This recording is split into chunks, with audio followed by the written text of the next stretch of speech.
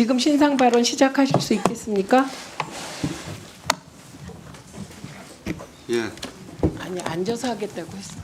예, 지금 건강상의 이유로 앉아서 하시기로 하였습니다. 자료도 봐야 되고 하십시오.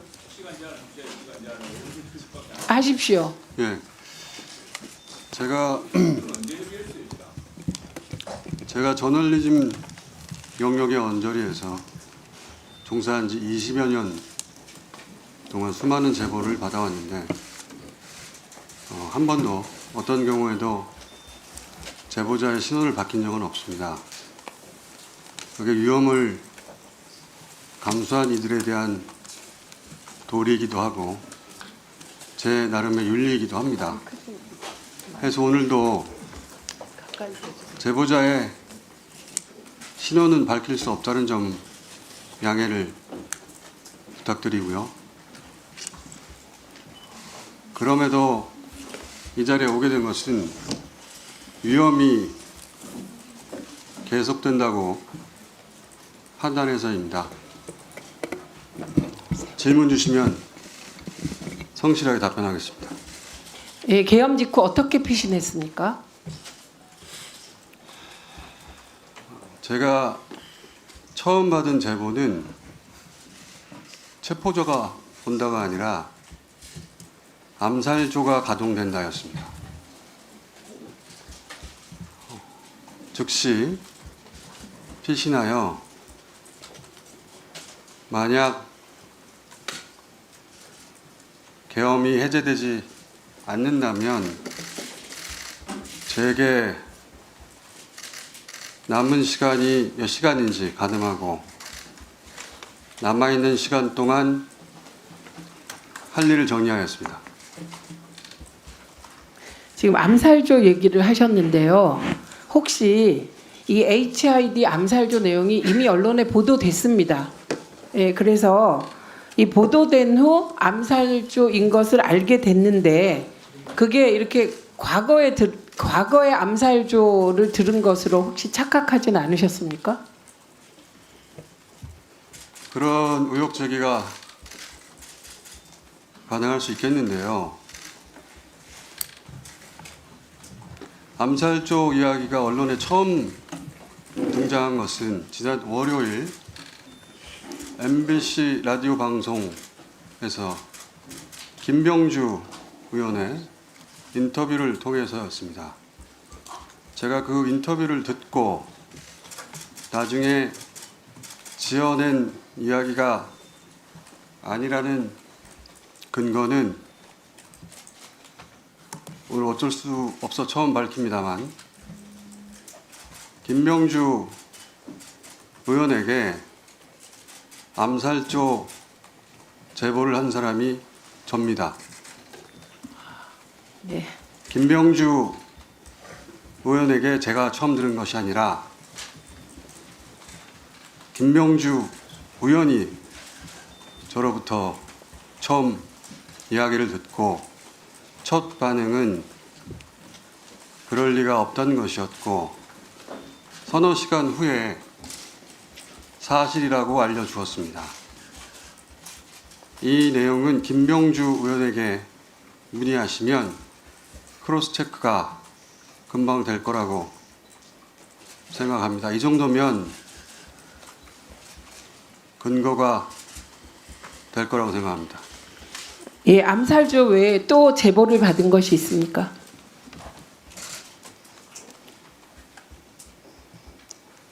생화학 테러에 대한 제보를 받았고 역시 김병주 의원에게 전달하였고 그 공개 여부는 김병주 의원이 판단할 것으로 알고 있습니다. 그리고 암살 관련하여 이것은 중요한 내용이라 제가 메모를 좀 확인하겠습니다. 네.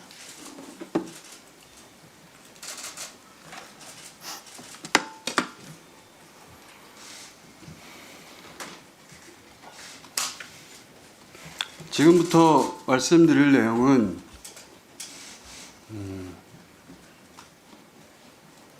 그 사실관계 전부를 다 확인한 것은 아니라고 전제하고 말씀드립니다. 감안해서 들어주십시오.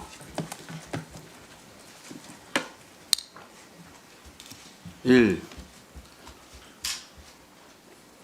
체포되어 이송되는 한동훈을 사살한다.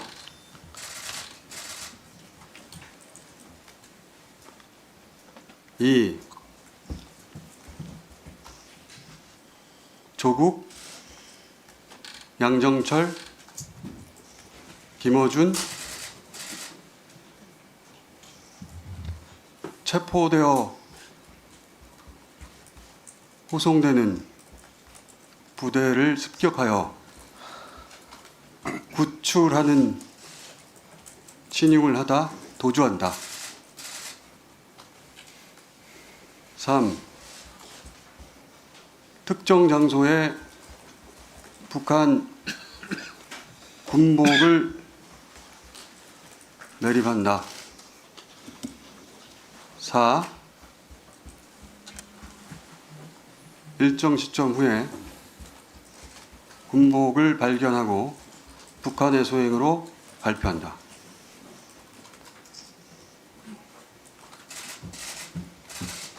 잠시 부연하자면 한동훈 대표의 사살은 북한의 소행으로 몰기 용이한 여당 대표이고 조국, 양정철, 김어준의 구출 작전의 목적은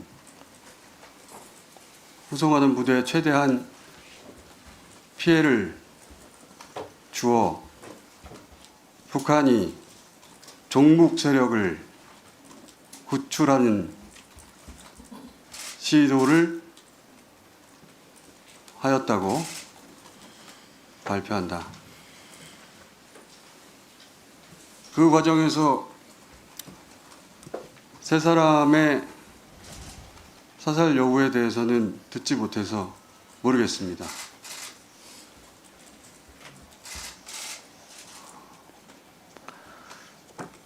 그 외에 더 있습니다. 네.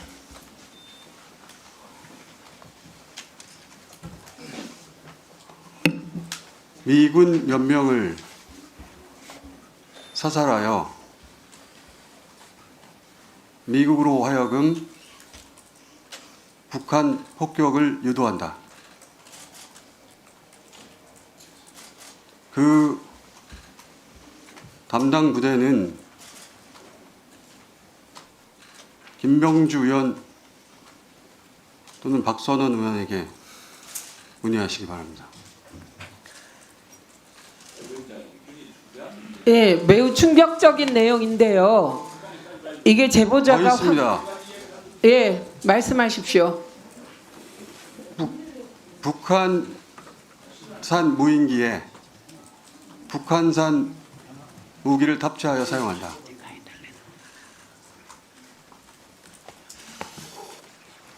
이 정도 하겠습니다.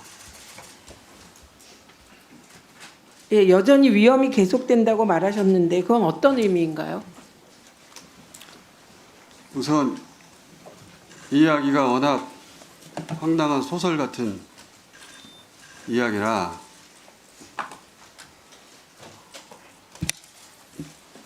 출처를 일부 밝히자면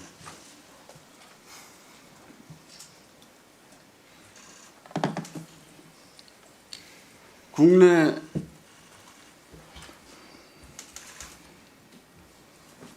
대사관이 있는 우방국이라고 표현하겠습니다. 위험이 계속된다고 판단한 이유는 김건희 씨 관련 제보 때문입니다. 크게 두 가지 이유인데 하나는 김건희 씨가 OB, 올드보이, 기관에 은퇴한 요원들을 타는 OB에게 독촉 전화를 하고 있다.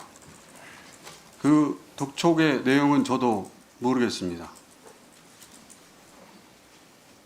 불완전한 제보이기 때문에 평상시라면 저 혼자 알고 있었을 내용인데 어제 윤석열 담화를 듣고 혹여라도 그 오비에 대한 독촉 전화가 사회질서 교란과 관련될 일일 가능성이 조금이라도 있다면, 더군다나 남편이 군 통수권자인 상황에서 그 어떤 위험도 감수해서는 안 된다는 생각에서 공개하는 바이고요. 혹시 더 두 말씀? 번째는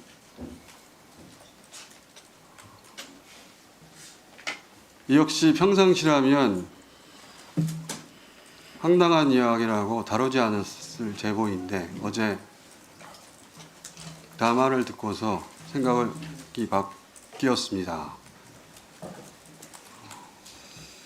김건희 씨가 계엄 후 개헌을 통해 단어를 그대로 사용하자면 통일 대통령이 될 것으로 믿었고 지금 현재도 여전히 믿고 있다고 하여 역시 어제 담화를 통해 본 윤석열의 끝까지 싸우겠다는 의지로 보아 혹여라도 우리 공동체에 어떤 위험이 될 소지가 있다면 불완전한 채로 공개해야 한다고 판단해 이 자리에 왔습니다. 지금부터는 제 짧은 소견인데 윤석열의 군 통수권과 김건희의 통신수단을 하루빨리 제약해야 한다고 생각합니다. 박탈해야 한다고 생각합니다.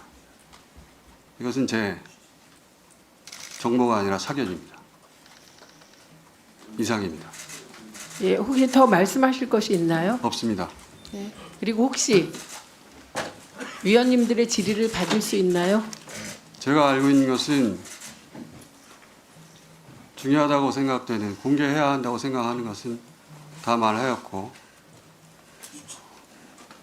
그 사실관계에 관한 것은 김병주 의원, 박선원 의원에게 확인해 보시는 것이 보다 정확할 것 같습니다. 아니 질의를 못 받겠다고 하십니다. 사전에 지금 제보 내용을 다 얘기하러 나왔고 그리고 이 이외에 구체적인 것은 박선원 의원하고 김병주 의원이 추가로 밝힐 것이다. 질의에 응답할 것이다. 이렇게 사전에 얘기를 했습니다. 제가 알 수 있는 것은 여기까지입니다. 그러니까 추가로 질의를 해도 답변할 내용이 지금 말씀하신 내용 외에는 없다는 것이죠. 없습니다. 네, 그래서 신변보호 요청했습니다. 예, 신변보호 요청했고 사무총장이 하고 있습니다. 국회 사무총장이 하고 있습니다. 네, 이미 하고 있습니다. 예, 예, 그거는 네. 네,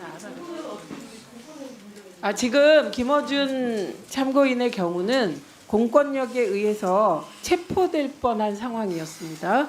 그렇기 때문에 신변 보호도 본인이 지금 하고 있는데 혹시 김어준 참고인이 공식적인 신변 보호 요청을 하실 생각이 있으십니까? 제가 알아서 하겠습니다. 네.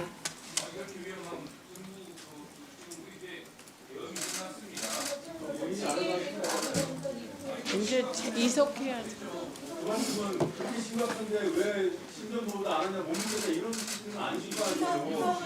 의원님, 그 의원님들 간사께서 이석시키라고 합니다. 김영 간사께서 그 제안을 저는 받아들이려고 합니다. 김어준 참고인은 이석하셔도 좋습니다.